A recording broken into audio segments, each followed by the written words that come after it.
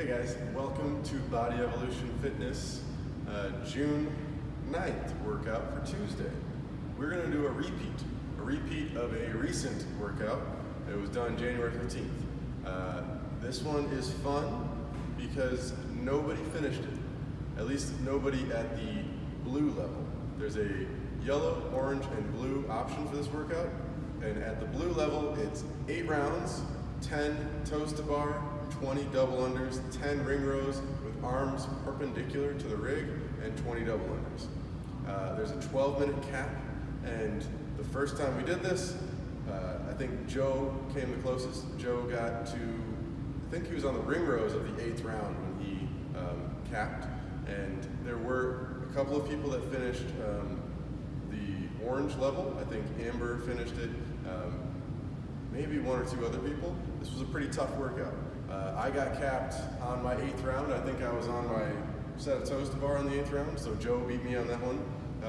And I'm hoping that somebody will finish this workout this time. So, to cover it, it's 8 rounds, 4 time, 12 minutes. The hardest part of this is to figure out how to break it up. It's a lot of grip. Toes to bar and ring rows will both require a great amount of grip, so even though I actually feel confident that I could do 8 rounds of 10 toes to bar unbroken, the effect that it has on my ring rows means that I probably shouldn't. I might do 5, drop 5, so pretty quick, and that way I can get the ring rows done.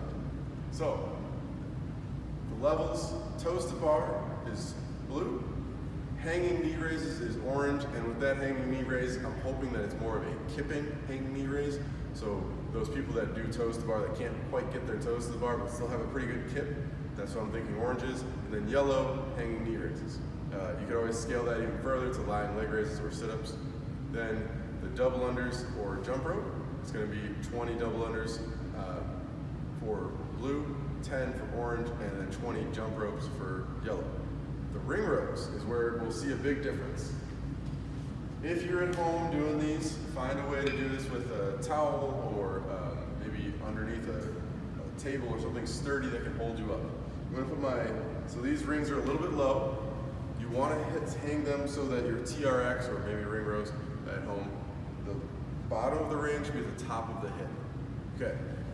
If I'm blue, I'm going to make my arms perpendicular to the ground. What does that mean? That means that I'm going to walk myself in perpendicular to the rig, and to be a good rep, I have to touch my chest and then lock out. If you decide to break it up, maybe do 5, shake it out, you can't do a rep from the ground. So I can't go, that's a no rep. If you're gonna do that, you have to shake out your arms, get off the ground, then come up, okay? Orange will be feet at the rig, and then yellow, step back, however far you feel comfortable. The grip was definitely the hardest part. A lot of people started out with 10 unbroken ring rows and then fell to 5 and 5, or even smaller sets, 3, 3, 3, 1, whatever. So plan ahead for the grip and the effect that that's gonna have. We have 9 pairs of rings set up. So if we're in a class that's full of 12, I'm gonna have to sanitize the rings and do 2 heats, okay? The 2 heats will be separate, so there might be rings open. That's still, sometimes people don't understand this. If I have a class full of 12 people and 9 rings, I'm gonna do 2 heats of 6. That way, the 3 people that are left out of the first heat aren't only 3 people. Does everybody understand that? A lot of times when there's rings left open, people are like, well, nobody's gonna take these, I'll do it. Yeah, I get that, but don't make the second heat feel foolish that they're just 3 people, especially because the first heat sometimes leaves, like, jerks. There's probably a nicer way to say that. No, there's not, yeah. The warm-up is 50 jump rope, so singles, then 10 Samson lunge. Sorry, I'm kind of rushing this. 10 cherry pickers, 3 each side with perfect stretch, step, lock, touch, roll, right elbow, right hand. That's 5 downward dog to cobra. Butt up, chest up. We'll do a passive head. Yeah. We'll do a box stretch. I'm going to use the rig.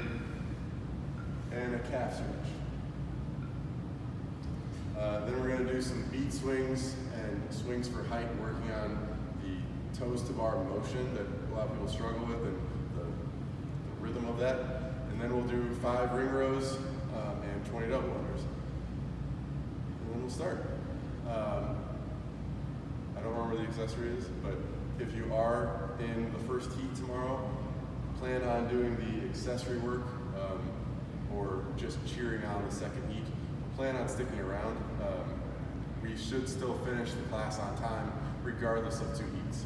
So it won't matter which heat you're in, we will finish class on time. Just the first heat will be able to do the accessory work. The second heat could do the accessory work prior to their workout, but it's up to them.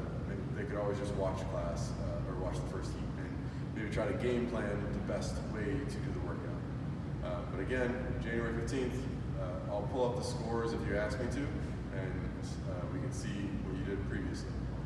All right? And if you're doing this at home and you're scorekeeping, it's 1 rep per second. So if I finish 7 rounds and get through all 10 ring rows, I have 20 double unders left. My score is going to be 12-20. It's 1 rep or 1 second for every rep you didn't do. Okay? Thanks, guys.